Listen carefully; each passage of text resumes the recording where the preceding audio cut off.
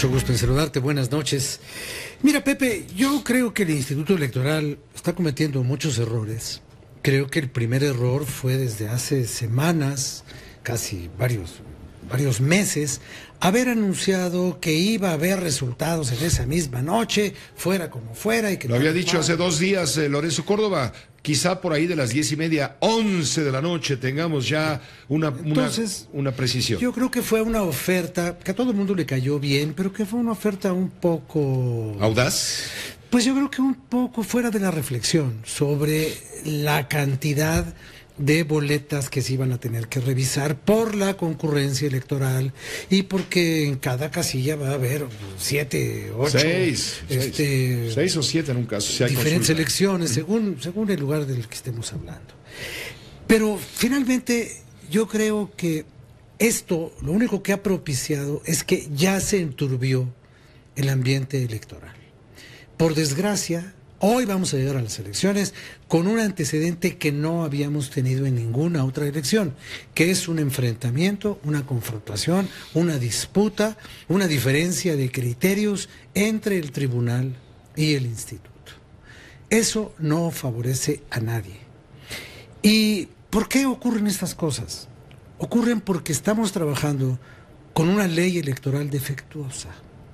Mira, yo quisiera únicamente referir uno de los artículos importantes de la ley, porque ahí vamos a empezar a encontrar cuáles son los problemas. El artículo 5 de la ley electoral dice que la aplicación de la ley le corresponde al instituto, al tribunal, a los OPLES, a los organismos públicos, a las autoridades jurisdiccionales, a la Cámara de Diputados, a la Cámara de Senadores.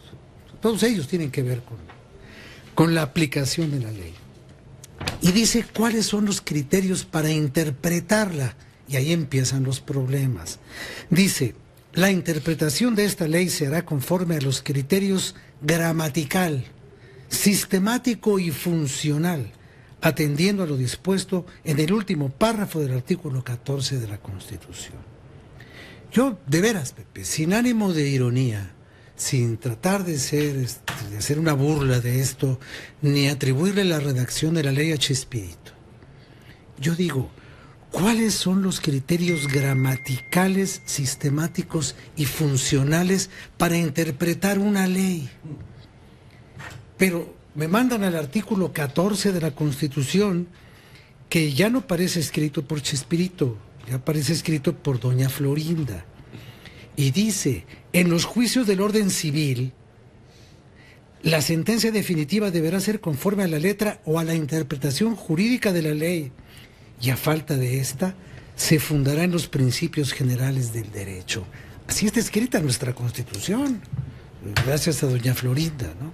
Entonces, en este enredo de cosas, aparece también la parte que toca los debates.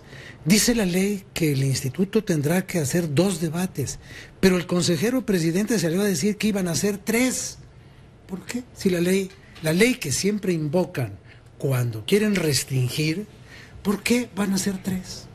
Y la ley también dice que los medios de comunicación podrán organizar debates, pero después, por encima de la ley, los prohíbe el Instituto Nacional Electoral. Esto no está garantizando los principios de certeza y de imparcialidad. Están haciendo las cosas equivocadas desde antes de que empiecen las campañas. ¿A dónde nos va a llevar esto? Bueno, yo creo que nos va a llevar a donde quieren algunas fuerzas oscuras que nos lleve, que es a que haya una alteración de la normalidad electoral. Y esa normalidad electoral hoy no está siendo responsabilidad ni de los partidos canallas, que hay muchos partidos canallas, ni tampoco de los comunicadores, ni tampoco de los actores políticos. Aquí quien está enturbiando el agua del río electoral es el Instituto Nacional Electoral. Que muchas cosas se deben a que la ley está hecha con las patas, ¿sí? Pero para eso tiene una capacidad de interpretarla en lo gramatical, en lo funcional y en cómo se les dé la gana, pero ¿por qué con ese tono censor y restrictivo. ¿Cuál es el daño social de permitir que los candidatos hablen de lo que quieran? ¿Cuál es el daño? Sobre todo cuando la ley te lo permite. Ahí dice que los medios pueden hacer debates y que pueden actuar libremente. La ley utiliza la palabra libremente. Entonces yo lo que estoy viendo es que no va el proceso electoral por un buen camino. Y claro, todo lo quieren resolver con multas. Pues ¿por qué no de una vez también con fotomultas? Si se trata de que todo se va a resolver con dinero, si ese dinero de multas, pues entonces estamos confundiendo las cosas. La democracia no es únicamente el pedazo que le toca a la democracia representativa. La democracia supuestamente es una forma de organización social que abarca todos los campos de la vida. Y en la parte electoral tiene una enorme burocracia, costosísima, que se va a gastar en estas elecciones entre prerrogativas y gastos y administración y todo eso, casi 60,000 millones de pesos. ¿Para qué? ¿Para que la gente se quede callada? Es la censura más cara de la historia. Al menos si se quiere seguir con ese criterio de que interpretar es frenar, de que aplicar una ley es restringir. No, no es un instituto para la dictadura electoral, es un instituto para la promoción del derecho al voto, porque ni siquiera es una concesión. El instituto electoral existe porque los ciudadanos tenemos derecho de votar y de ser votados.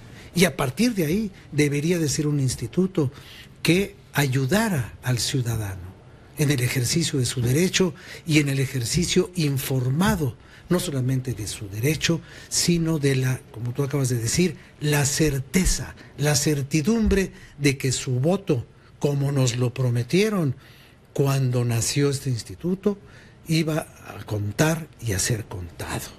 Y hoy la contabilidad del voto ya les generó a ellos un problema y a los ciudadanos otro problema. Y o lo resuelven o van a ser ellos los responsables de un mal clima electoral para el mes de julio. Todavía están a tiempo, digo yo.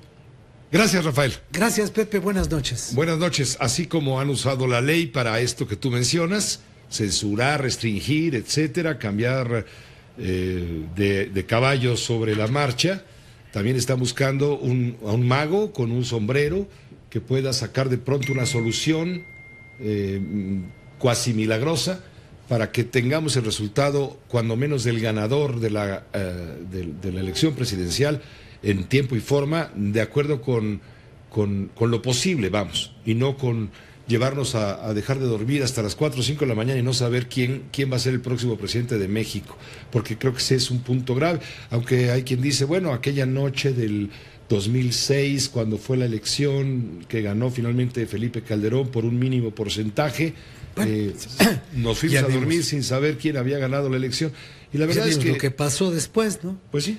Hasta el instituto que nos mandó a dormir en la ignorancia. En la incertidumbre, sí, en la ignorancia. Bueno, pues ese instituto fue descabezado, purgado, sus consejeros vergonzosamente expulsados, corridos, y de ahí vinieron los cambios de la ley, pero por desgracia cambiamos para hacerlo peor. Gracias, Rafael. Gracias.